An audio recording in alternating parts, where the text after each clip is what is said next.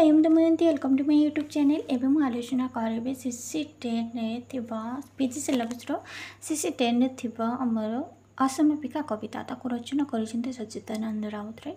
तो प्रथम आम कवि विषय किसी जानवा तापर आम पद्यटी को आलोचना करवा। कवि सच्चिदानंद राउतराय खर्धा जिलार गुरुजंग ठारे 13 मई 1916 जन्मग्रहण करथिले।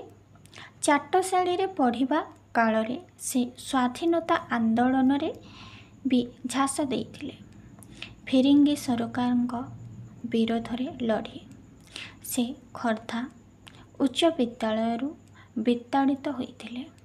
से जणे ओडिया कवि, गाल्पिक और औपन्यासिक थिले। माटीर द्रोण कवि तांकर कवि गुरु, माटीर महाकवि, समयर स्वाभाविक प्रभृति विभिन्न श्रद्धा नाम से नामित। से प्राय 75 वर्ष धरी साहित्य रचना करथिले। तांकर रचना समूह मुख्यतः साम्राज्यवाद, फाशीवाद और विश्वयुद्ध विरोध में। ओडिया साहित्य अत्याधुनिकर प्रवर्तनर श्रेय सच्ची राउतराय को दिया जाए। ओडिया और इंग्राजी भाषा रे से 40 रु अधिक पुस्तक रचना करिसंती। तांकर लेखालेखी पाई 1986 रे भारत सरकार ठारो ज्ञानपीठ पुरस्कार पाइथिले। तांकर पिला बेले कटिथिला बंग प्रदेश रे। 11 वर्ष बयसरु राउतराय कविता लेखा आरंभ करथिले। स्वाधीनता लेखा पाई तांकर 2टी कविता होची 1939 रे रक्त शिखा, 1943 रे उठ जागो, भकबंदी को फिरिंगी माने लोकंक पाखरे पहुँचबारू रखी देइथिले। 1938 रे तांकर काव्य राजी राउत को अनुवाद करथिले।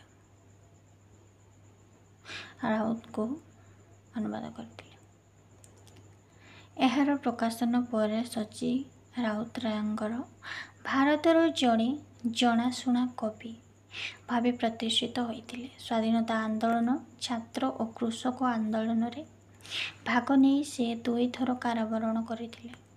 से कटक ठारे 21 अक्टोबर 2004 रे देहत्याग करथिले। 1928 मसीह 15 बयसरु सच्ची राउतरायंकर कविता रचनार आरंभ करथिले। मात्र 17 वर्ष बयस नवीन पत्रिका भगवान अच्छो काहे प्रथम प्रकाशित कवितार साम्यवादी वैप्लविक मार्क्सीय चेतना रही। तो ये आम कौन वर्णना करिसेंती ना केते 1938 मसीहा डिसेम्बर 26 तारीख दिन नंदीकेश्वरी पठारे ओडिशार शेष केशरी राजा सुवर्ण केशरी कन्या होउचंती आउ चोडगंग देवंक उपेक्षिता होउचंती किए नंदिका। तांकर भग्न समाधि देखिचंती किए सच्ची राउतराय। तांकर भग्न भाव जो समाधि पीठ अच्छी ताकू देखिचंती आउ एही काव्यटी को रचना करिसंती। ये कौन घटना होइछि ना हमर नंदिका होउचंती तार पृष्ठभूमि कौन ना नंदिका होउचंती चोडगंग माने नंदिका होउचंती सुवर्ण केशरी पुत्री। तो चोडगंग देवंक सहित सुवर्ण केशरींकर युद्ध होतिला। तो जेहेतु सुवर्ण केशरी पाखरे जैत्रमणि थिला से माता गड़चंडी को पूजा करके जैत्रमणि पाइथिले। तो जेते दिन पर्यंत जैत्रमणि तांको पाखरे थिबो तांको केही भी पराजय करि परिबेनी। तो चोडगंग देवंक सहित बहुत दिन धरी युद्ध जेतेबेले चलीथिला चोडगंग देव परास्त ही होउथिले। तेणु करी नंदिका चोडगंग को देखिकी तांको प्रेम रे पड़ जाइथिले एवं नंदिका भाविचंती जे ମୁଁ ଚୈତ୍ରମଣିକୁ ନେଇକି ଯଦି ଚଡ଼ଗଙ୍ଗଙ୍କୁ ଦେବି ତାହେଲେ ସେ ମୋତେ ଗ୍ରହଣ କରିବା ସହିତ ଆମ ରାଜ୍ୟର ମଧ୍ୟ ରାଜା ହେବେ, ଆଉ ଏତେ ଯେଉଁ ରକ୍ତପାତ ହେଉଛି ଯୁଦ୍ଧରେ ତାହା ଅଟକିଯିବ, ମାନେ ଏତେ ରକ୍ତପାତ ହେବନି। ତ ସେ ଚୈତ୍ରମଣି ନେଇକି ଯାଇଛନ୍ତି କାହା ପାଖକୁ, ଆମର ଚଡ଼ଗଙ୍ଗ ପାଖକୁ। କିନ୍ତୁ ଚଡ଼ଗଙ୍ଗ ଦେବ ସେ ଦେଶଦ୍ରୋହୀ ପିତୃଦ୍ରୋହୀ କହିକି ନନ୍ଦିକାଙ୍କୁ ଗ୍ରହଣ କରିନାହାନ୍ତି, ଆଉ ତାଙ୍କୁ ସସମ୍ମାନରେ ତାଙ୍କୁ ବାଲଙ୍କିରେ ବସାଇ ଚୈତ୍ରମଣି ସହ ତାଙ୍କୁ ପଠାଇ ଦେଇଛନ୍ତି।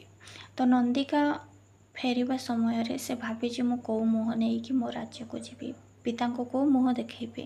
ତେଣୁକରି ସେ ଗୋଟିଏ ଚିଠି ଲେଖିଛନ୍ତି ରାଜାଙ୍କ ପାଖକୁ ଯେ ମୁଁ ଏଇଆ କଲି, ଆଉ ତେଣୁକରି ମୋର ଇଚ୍ଛା ଅଛି ତୁମେ କି ଚଡ଼ଗଙ୍ଗ ଦେବକୁ ନିଜ ପୁତ୍ର ପରି ମାନିକି ରାଜ୍ୟଭାର ଦେବ କହିକି ସେ ସେଠାରେ ମୃତ୍ୟୁବରଣ କରିଛନ୍ତି ନଦୀରେ ଚାଷ ଦେଇ।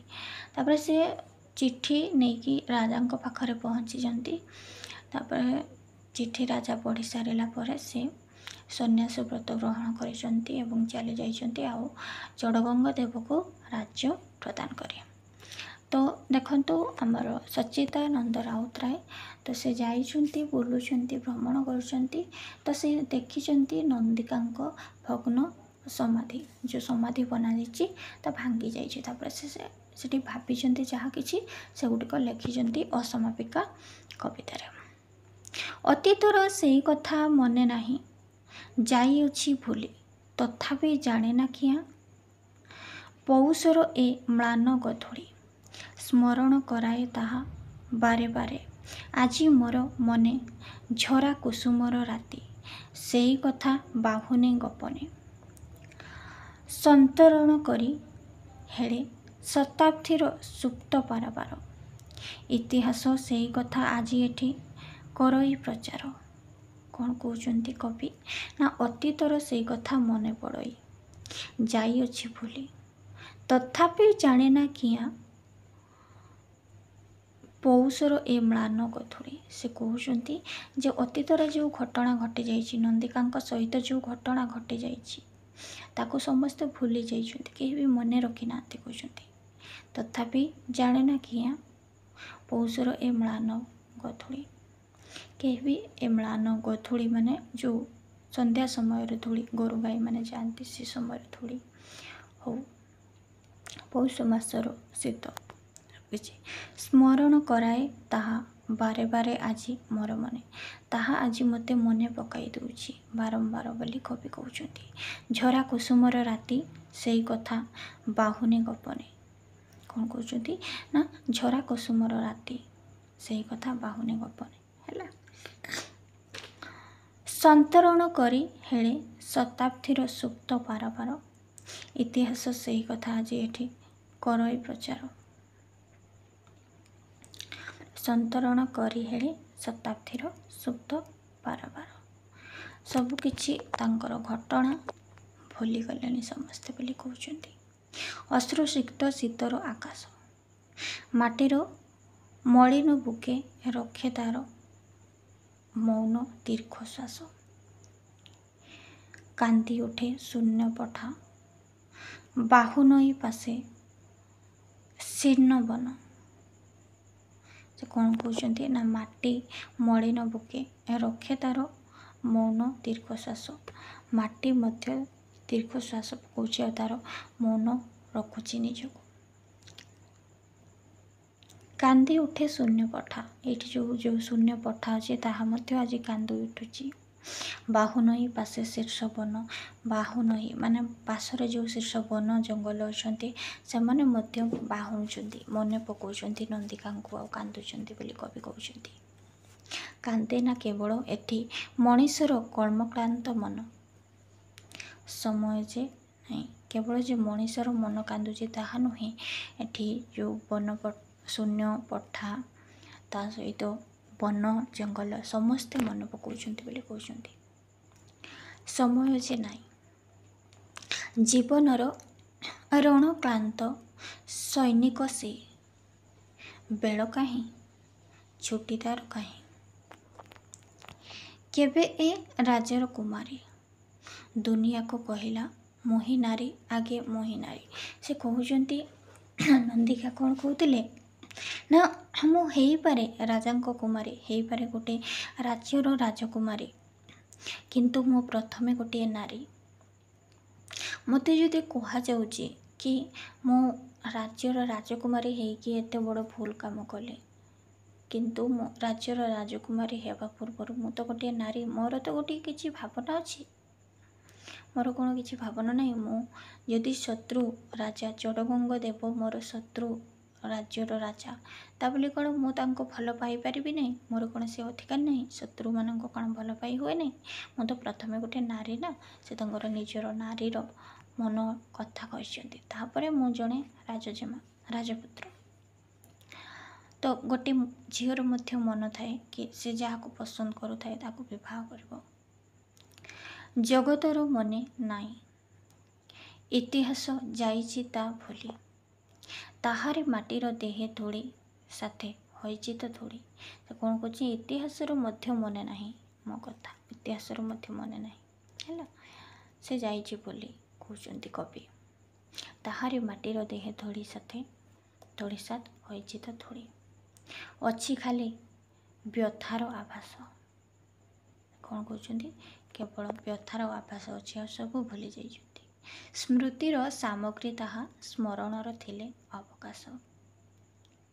ଉତ୍କଳର ରାଜଜେମା ହେ ନନ୍ଦିକା, ହେ କ୍ଷୁଧିତା ନାରୀ। କହୁଛନ୍ତି କ୍ଷୁଧିତା ମାନେ କ'ଣ? ଭୋକିଲା। ସେ ଯେଉଁ ପ୍ରେମର ଭୋକରେ ଥିଲେ, ଯେଉଁ ଚୋଡ଼ଗଙ୍ଗ ଦେବଙ୍କୁ ପାଇବାର ଆଶା ତାଙ୍କ ମନରେ ଥିଲା। ରାଜାର ତନୟା ଆଜି ମରିଅଛି, ତୁମେ ଅଛ ମାରି, କିନ୍ତୁ ଚିରନ୍ତନୀ ନାରୀ ଆଜି ମଧ୍ୟ ଅଛି ସେ ତ ବଞ୍ଚି। ସେ କହୁଛନ୍ତି ରାଜାର ତନୟା ମାନେ ରାଜାର ନନ୍ଦିନୀ ଆଜି ମରିଯାଇଛି, କିନ୍ତୁ ତମେ ତାକୁ ମାରିଛ ବୋଲି ନନ୍ଦିକାକୁ କହୁଛନ୍ତି କିଏ? କବି। କିନ୍ତୁ ଚିରନ୍ତନୀ ନାରୀ ଆଜି ମଧ୍ୟ ଅଛି ସେ ତ ବଞ୍ଚି। ତୁମେ ମରିଯାଇଛ ସତ, କିନ୍ତୁ ମରିକି ମଧ୍ୟ ଆଜି ବଞ୍ଚିଛ। ତୁମର ଯେଉଁ ପ୍ରେମ ପାଇଁ ଯେଉଁ ତୁମର ତ୍ୟାଗ ବଳିଦାନ, ତାହା ଆଜି ବଞ୍ଚେଇ ରଖିଛି ତୁମକୁ ବୋଲି କହୁଛନ୍ତି କବି। ବ୍ୟର୍ଥତା ରଖିଛି ତାର ଜୟମାଲ୍ୟ, ବକ୍ଷ ଫୁଟେ ସଞ୍ଚି, ରଜନୀର ଗୁପ୍ତ ପଥେ ହୃଦୟର ସୁଡ଼ଙ୍ଗ ପଥେ।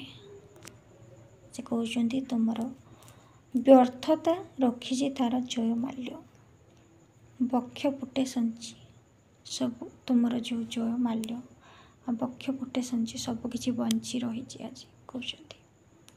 ରଜନୀର ଗୁପ୍ତ ପଥେ ହୃଦୟ ସୁଡ଼ଙ୍ଗ ପ୍ରଦେଶ। ତୁମେ ଯେଉଁ ସୁଡ଼ଙ୍ଗ ପ୍ରଦେଶ ଦେଇକି ଯାଇଥିଲ ତୁମର ପ୍ରେମ ନିବେଦନ କରିବା ପାଇଁ, ତାକୁ କବି ବକ୍ଷର ସୁଡ଼ଙ୍ଗ ସହିତ ତୁଳନା କରିଛନ୍ତି। ଦସ୍ୟୁ ସମତାର ବ୍ୟଥା କୋଟି ପ୍ରାଣୀ ଜାଗଇ ନିମିଷେ। ଦସ୍ୟୁ ମାନେ କ'ଣ? ଦସ୍ୟୁ ମାନେ ହେଉଛି ଡକାୟତ, ହେଲା। ଡକାୟତ ସମତାଙ୍କର ବ୍ୟଥା କୋଟି ପ୍ରାଣୀ ଜାଗଇ ନିମିଷେ। ନାରୀର ଉଲଗ୍ନ ପ୍ରାଣ ଭୟାବହ ତାର ଅଶ୍ରୁ ନୀର। ମାନେ ନାରୀର ଉଲଗ୍ନ ପ୍ରାଣ ମାନେ ନାରୀର ଭୟାବହ ତାର ଅଶ୍ରୁ ନୀର, ମାନେ ନାରୀର ଅଶ୍ରୁ ଲୁହ ହେଉଛି ବହୁତ ଭୟଙ୍କର ବୋଲି କବି କହୁଛନ୍ତି। ତାଙ୍କ ଲୁହରେ ଏ ବିଶ୍ୱ ବ୍ରହ୍ମାଣ୍ଡ ଛାରଖାର ହେଇଯିବ। ଆଜି ଯେ ଗଢ଼ିଛି ଏଥି ରକ୍ତ ମାଂସେ ଏ ଭଙ୍ଗା ମନ୍ଦିର। ସେ କହୁଛନ୍ତି ଆଜି ଏ ଯେଉଁ ମନ୍ଦିର ଅଛି ବା ସମାଧି ଅଛି, ଏ ମନ୍ଦିର କେଉଁଥିରେ ତିଆରି? ନା ରକ୍ତ ମାଂସରେ। କାହାର ରକ୍ତ ମାଂସରେ? ନନ୍ଦିକାର। ଅଭିଜାତ କରୁ ପ୍ରତିବାଦ, ନାରୀତ୍ୱର ପରମାୟୁ ଭୁଲିଅଛି କାଳର ପ୍ରମାଦ। ଏ ଜୀର୍ଣ୍ଣ ସମାଧି ତଳେ ପଛେ ରାଜସୂତାର ପଞ୍ଜର, ମାତର ଅମର ତହିଁ ନାରୀତ୍ୱର ନିର୍ଭୀକ ସ୍ୱାକ୍ଷର, ଶିଳାଲିପି ସମ। ସେ କ'ଣ କହୁଛନ୍ତି? ନା ନାରୀତ୍ୱର ପରମାୟୁ ଭୁଲିଅଛି କାଳର ପ୍ରମାଦ। ଆଜି ସେ ନାରୀର ପରମାୟୁକୁ କାଳ ମଧ୍ୟ ଭୁଲି ଯାଇଛି। ଏ ଚିହ୍ନ ସମାଧି ତଳେ ପଛେ ରାଜସୂତାର ପାଞ୍ଚର। ମାତାର ଅମର ତହିଁ ନାରୀତ୍ୱର ନିର୍ଭୀକ ସ୍ୱାକ୍ଷର ଶିଳାଲିପି ସମ। ଭଗ୍ନ ହୃଦୟର ସ୍ତବ ଗାଇ ଉଠେ କରୁଣ ନିର୍ମମ। ଜଗତ ପାରେ ନା ବୁଝି, ନାଇଁ ବୁଝୁ ସେ ନିଷ୍ଠୁର ବାଣୀ। ଜଗତ ମାନେ ଏ ବିଶ୍ୱରେ ମଧ୍ୟ କେହି ତାଙ୍କର କଥା ବୁଝିପାରିଲେନି କାହାର ନନ୍ଦିକାର। ଅମାବାସ୍ୟା ସମ ତୁମେ ଆପଣାକୁ ଲଜ୍ଜାବତୀ ରାଣୀ। ରଖିଛ ଗୋପନ କରି ନେପଥ୍ୟରେ ସେ ଅବଗୁଣ୍ଠନ। ସେ କହୁଛନ୍ତି ଆଜି ମଧ୍ୟ ତମେ ଲଜ୍ଜାବତୀ ରାଣୀ ପରି ସେ ଯେଉଁ ସମାଧି ଭିତରେ ଅଛନ୍ତି ନନ୍ଦିକାର ଶବ ଅଛି ତାକୁ କହୁଛନ୍ତି ତୁମେ ମରିନାହଁ। ତୁମେ ଲଜ୍ଜାବତୀ ରାଣୀ ଯେପରି ନିଜକୁ ଘୋଡ଼େଇକି ରଖିଥାଏ ସେହିପରି ତୁମେ ଆଜି ସମାଧି ହେଇକି ଭିତରେ ଘୋଡ଼େଇ ହେଇକି ଅଛ ବୋଲି କହୁଛନ୍ତି କବି। ରଖିଛ ଗୋପନ କରି ନେପଥ୍ୟରେ ଏ ଅବଗୁଣ୍ଠନ। ତୁମକୁ ଗୋପନ କରିକି ତୁମେ ଭିତରେ ରହିଛ ସମାଧି ଭିତରେ। ବିଶ୍ୱର ମରମୀ ପ୍ରାଣୀ ସିଂହାସନ କରିଛି ରଚନ। ରାତ୍ରିର ରହସ୍ୟ ଯଥା ଛାୟା ଘେରା ତନ୍ଦ୍ରାତୁର ମନେ। ନିଜକୁ ଆବୃତ କରେ ଅଧେ ଦିନ ଅଧେ ଜାଗରଣେ। ତୁମେ ସେହିପରି। ସେ କ'ଣ କହୁଛନ୍ତି ନା ରାତ୍ରିର ରହସ୍ୟ ଯଥା ଛାୟା ଘେରା ତନ୍ଦ୍ରାତୁର ମନେ। ତନ୍ଦ୍ରାତୁର ମାନେ କ'ଣ? ତନ୍ଦ୍ରା ମାନେ ହେଉଛି ନିଦ ହେଲା। ତନ୍ଦ୍ରାତୁର ମାନେ ଯାହାକୁ ନିଦ ହୁଏ ନାହିଁ ରାତିରେ। ସେହିପରି ତୁମେ ନିଜକୁ ଆବୃତ କରେ ଅଧେ ନିଦ ଅଧେ ଜାଗରଣେ। ଅଧେ ଶୋଇଛ ଅଧେ ଶୋଇନ ପରି ହେଲା। ତୁମେ ସେହିପରି ନିଜକୁ ଗୋପନ କରି ଦୀପାନ୍ୱିତ କରିଛ ସୁନ୍ଦରୀ। ନିଜକୁ ଗୋପନ କରିକି ତୁମେ ମାଟି ତଳେ ରଖିଛ ବୋଲି କହୁଛନ୍ତି କବି। ନାରୀ ସଦା ନାରୀ ଏଇ ମନ୍ତ୍ର ଇତିହାସେ ହିଁ ରାଜକୁମାରୀ। ଦେଇଅଛ ତୁମେ ଉପହାର। ସେ କହୁଛନ୍ତି ଯେ ନାରୀ ସବୁବେଳେ ଗୋଟିଏ ନାରୀ। ଏହି ଉପହାର ତୁମେ ଦେଇଅଛ ଏ ବିଶ୍ୱକୁ। କାରଣ ପ୍ରଥମେ ନାରୀଟିଏ ଗୋଟେ ନାରୀ, ତାପରେ ସିଏ ରାଜଜେମା ହେଇପାରୁ ବା ରାଜବଧୂ ହୋଇପାରୁ ବା ଯାହା ବି ହେଇପାରୁ। ପ୍ରଥମେ ତ ସେ ନାରୀ ନା, ତାର ତ କିଛି ଭାବନା ଅଛି, ତାର ତ କିଛି ମନ ଅଛି। ଏଇ ତମ ବଞ୍ଚିବାର ଚରମ କୌଶଳ ହେ ନନ୍ଦିକା ରାଜର ନନ୍ଦିନୀ ବ୍ୟର୍ଥ ପୂଜାରିଣୀ। ସେ କହୁଛନ୍ତି ଏଇ ହେଉଛି ତୁମର ବଞ୍ଚିବାର ଚରମ କୌଶଳ ବୋଲି କହୁଛନ୍ତି। ହେ ନନ୍ଦିକା ରାଜନନ୍ଦିନୀ ବ୍ୟର୍ଥ ପୂଜାରିଣୀ। ତୁମେ ଯେଉଁ ଏଇ ଆତ୍ମବଳି ଦେଇଛ ପ୍ରେମ ପାଇଁ, ତାହା ପାଇଁ ଆଜି ତୁମେ ସବୁଦିନ ମରିକି ଅମର ହେଇ ରହିଛ ବୋଲି କହୁଛନ୍ତି କବି। ତୁମେ କି ଜାଣିଛ ନିଜେ କେବେ ତୁମେ ଯାଇଅଛ ମରି? ତମ ସାଥେ ମରିଅଛି ଅଚକିତେ ଶତାବ୍ଦୀ ତୁମରି। ସେ କହୁଛନ୍ତି ତୁମେ କ'ଣ ଜାଣିଛ ଯେ ନିଜେ କେବେ ତୁମେ ଯାଇଅଛ ମରି? ତୁମେ ମରିଯାଇଛ ବୋଲି ତୁମେ କ'ଣ ଜାଣିଛ? ତମ ସାଥେ ମରିଅଛି ଅଚକିତ ଶତାବ୍ଦୀ ତୁମରି। ତମ ସହିତ ତମ ଶତାବ୍ଦୀ ମଧ୍ୟ ମରିଯାଇଛି। ଏକଦା ଯେ ଥିଲା ସତ୍ୟ ଆଜି ମନେ ଆଣଇ ସଂଶୟ।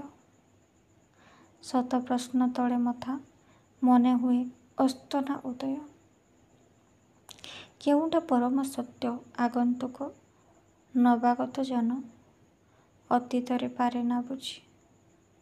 ବିଦ୍ରୋହର ଧ୍ୱଜା ତଳେ ମନ ଯା ଆସିଛି ଅନାଗତ କହେ ତାର ବିପରୀତ କଥା।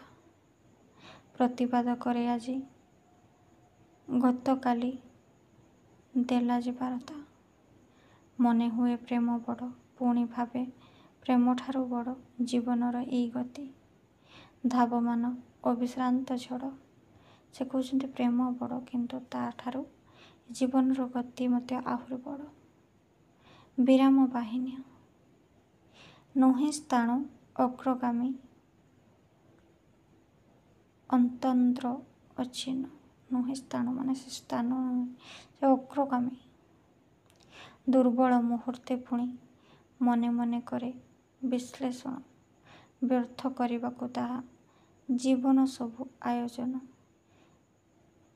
ଅଛି କି ରେ ତାର ଅଧିକାର। କ୍ଷଣିକ ସପନେ ଚୁରେ ବାସ୍ତବର ନିଷ୍ଠୁର ହୁଙ୍କାର।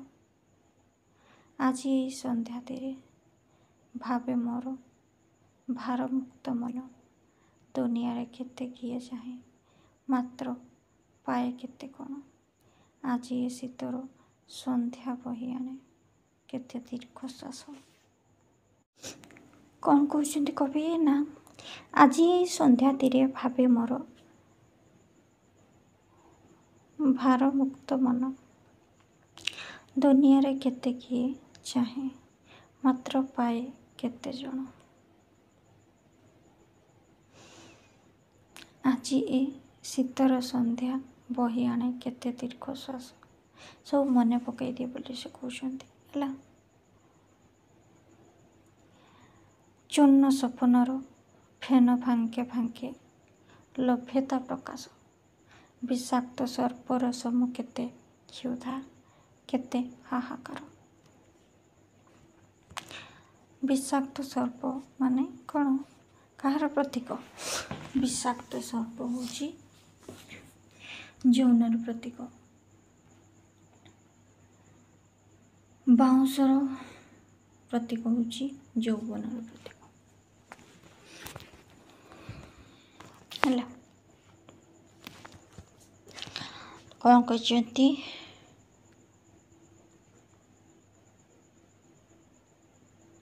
ବିଷାକ୍ତ ସର୍ପ ସମ କେତେ କ୍ଷୁଧା କେତେ ହାହାକାର। କହୁଛନ୍ତି ତୁମର ଯେଉଁ ଯୌନ କ୍ଷୁଧା ଥିଲା, ମାନେ ଚୋଡ଼ଗଙ୍ଗ ସହିତ ଯେଉଁ ମିଶିବାର କ୍ଷୁଧା ଥିଲା। ଏ ରାତ୍ରିର ବେନିକୁଡ଼େ ଶୋଭାଯାତ୍ରା ରଚେ ବାର ବାର। କେତେ ପ୍ରତୀକ୍ଷାର ଲଗ୍ନ ଏ ମୁହୂର୍ତ୍ତେ ନ ହୁଏ ବା ବ୍ୟର୍ଥ। କେତେକେ ନୀରବ ଚାହେଁ ଜଗତ କି ବୁଝେ ତାର ଅର୍ଥ। କେତେକେ ନୀରବ ଚାହେଁ ଜଗତ କି ବୁଝେ ତାର ଅର୍ଥ। କିଛି ବୁଝେ ନାହିଁ ଜଗତ ବୋଲି କହୁଛନ୍ତି। ବ୍ୟର୍ଥ ସତ ମାଟିର ସପନ। ଜୀବନର ବ୍ୟଙ୍ଗ ସମ ମରଣରେ କରେ ନିମନ୍ତ୍ରଣ। ତେଣୁ କହେ ରାଜାର ଦୁହିତା ତୁମେ ଉପେକ୍ଷିତା।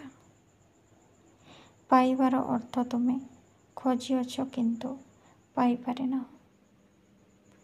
ଦେହ ଦୀପେ ଜାଳିଅଛ ଶିଖା ନୁହଁ ଅତି ଭୟାବହ।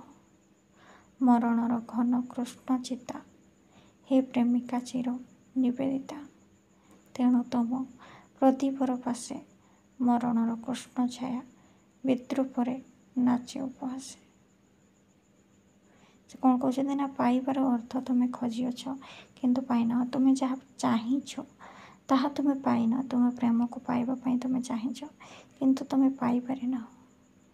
ଦେହ ଦୀପେ ଜାଳିଅଛ ଶିଖା ନୁହେଁ ଅତି ଭୟାବହ। ତୁମ ଶିଖାରେ ଜାଳିଲା ପରେ ତୁମ ଦେହକୁ ଜାଳି ଦେଇଛ ବୋଲି କହୁଛନ୍ତି। ମରଣର ଘନ କୃଷ୍ଣ ଚିତା ହେ ପ୍ରେମିକା ଚିର ନିବେଦିତା।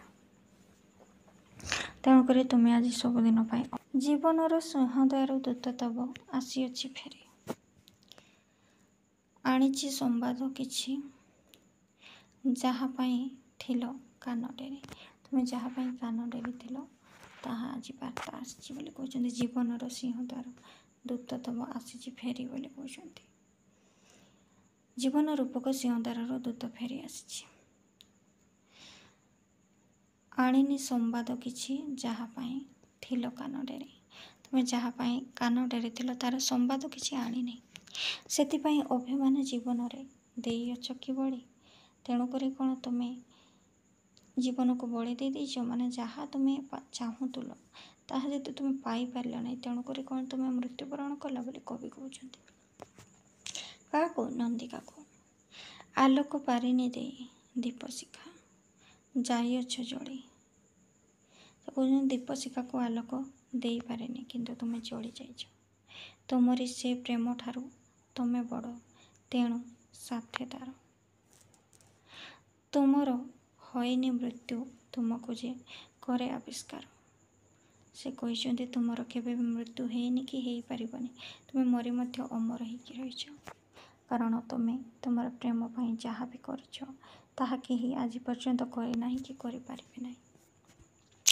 ନିଖିଳ ଅଶ୍ରୁକଣା ପ୍ରଭାତର ଲକ୍ଷ୍ୟ ଗୁପ୍ତଚର, ପଳାତକ ରଜନୀରେ ଖୋଜି ଆଣେ ଯଥା ପ୍ରତିଥର ତୁମେ ସେହିପରି। ଆନର କରୁଣା ପରେ ଭିକ୍ଷୁ ସମ ଗଢ଼ି ପାନ୍ଥବାସ, ନିଜକୁ ପାରିଛି ରଖି ସତ୍ତା ତବ କରୁଣାର ଦାସ। ତେଣୁ କହେ ରାଜାର ନନ୍ଦିନୀ ହେ ଅଭିମାନିନୀ। କହିଛନ୍ତି ତମେ ଅଭିମାନିନୀ ବୋଲି କହିଛନ୍ତି କବି। ଜୀବନର ପ୍ରତିଶୋଧ ନେଇଥାଉ ଯଦି ଏହିପରି, ବାସ୍ତବ କି କ୍ଷମା ଦେବ। ତମେ ତ ବଞ୍ଚିଥାଇପାରନ୍ତ ନା, ଯଦି ତୁମେ ଆଜି ବଞ୍ଚିଥାନ୍ତ, କବି କହୁଛନ୍ତି ଯଦି ତୁମେ ବଞ୍ଚିଥାନ୍ତ, ତୁମେ ଗୋଟେ ଜେମା ଥିଲ, ରାଜବଧୂ ହୋଇଥାନ୍ତ, କିନ୍ତୁ ଏହିପରି କାମ କରିବା କ'ଣ ଠିକ୍ ହେଲା? କ'ଣ ତୁମେ ପ୍ରେମ ପାଇପାରିଲନି ବୋଲି ମରିଯିବା କ'ଣ ଉଚିତ ଥିଲା? ଯଦି ତୁମେ ପ୍ରେମ ପାଇଁ ମୃତ୍ୟୁବରଣ କରିଥିବ ତାହେଲେ ତୁମକୁ ବାସ୍ତବିକ କ୍ଷମା ହେବା ନାହିଁ ବୋଲି କହୁଛନ୍ତି। କୋଟି ନେତ୍ରୁ ଅଶ୍ରୁ ପଡ଼ୁ ଝରି, ମୂଲ୍ୟ ତାର ରହିଥିବ ଅଦେୟ। ଯାତ୍ରା ପଥେ ପରମ ପାଥେୟ, ପାରିନ ସଂଗ୍ରହ କରି। ଅସହାୟ କରିଛ ନିର୍ଭର, ଅପରର ଦୟା ପରେ। କେତେ ଦିନ ରହିବ ଅମର, ହୋଇପାରିଥାନ୍ତ ଯାହା। କହୁଛନ୍ତି କ'ଣ ନା, ଅପର ଦୟା ପରେ କେତେ ଦିନ ରହିବ ଅମର। ତମେ ଯଦି ମରିନଥାନ୍ତ ତାହେଲେ ଆଜି କେତେ ଦିନ ପର୍ଯ୍ୟନ୍ତ ରହିଥାନ୍ତ ବୋଲି କହୁଛନ୍ତି। ଜଣେ ରାଜା ବଧୂ ହୋଇକି ରହିଥାନ୍ତ, ଚୋଡ଼ଗଙ୍ଗ ଦେବଙ୍କ ରାଣୀ, ଉତ୍କଳର ରାଣୀ ହୋଇକି ରହିଥାନ୍ତ ବୋଲି କହୁଛନ୍ତି। ହୋଇପାରିଥାନ୍ତ ଯାହା, ତମେ ତାହା ପାରିନାହଁ ହୋଇ। ତମେ ଯାହା ହେଇପାରିଥାନ୍ତ, ଗୋଟେ ରାଜକୁମାରୀ ଥିଲ, ରାଜମାତା ହେଇପାରିଥାନ୍ତ, ରାଜବଧୂ ହେଇପାରିଥାନ୍ତ, କିନ୍ତୁ ତାହା ଆଜି ତୁମେ ହୋଇପାରିନାହଁ ବୋଲି କହୁଛନ୍ତି। ଏ ରାତ୍ରିର ବକ୍ଷ ତଳେ ସେଇ ଦୁଃଖ କାନ୍ଦେ କଇଁ କଇଁ, ତୁମର ଜୟ ଉତ୍ସବରେ ଚିରଦିନ ତା ଅସମାପିକା। ରାଜଜେମା ହେ ରାଜନନ୍ଦିନୀ। କହିଛନ୍ତି ତୁମେ ଆଜି ଯଦି ବଞ୍ଚିଥାନ୍ତ ଉତ୍କଳର ରାଣୀ ହେଇଥାନ୍ତ, କିନ୍ତୁ ତୁମେ ଆଜି ନାହଁ। ତୁମେ କ'ଣ ଯାହା କଲ ଠିକ୍ କଲ ବୋଲି କବି କହୁଛନ୍ତି। ତ ଆଜିର ଆଲୋଚନା ଏତିକି ସମାପ୍ତ କରିବା। ପରବର୍ତ୍ତୀ ଭିଡ଼ିଓରେ ଅନ୍ୟ ସବଜେକ୍ଟ ଆଲୋଚନା ରହୁଛି। ନମସ୍କାର।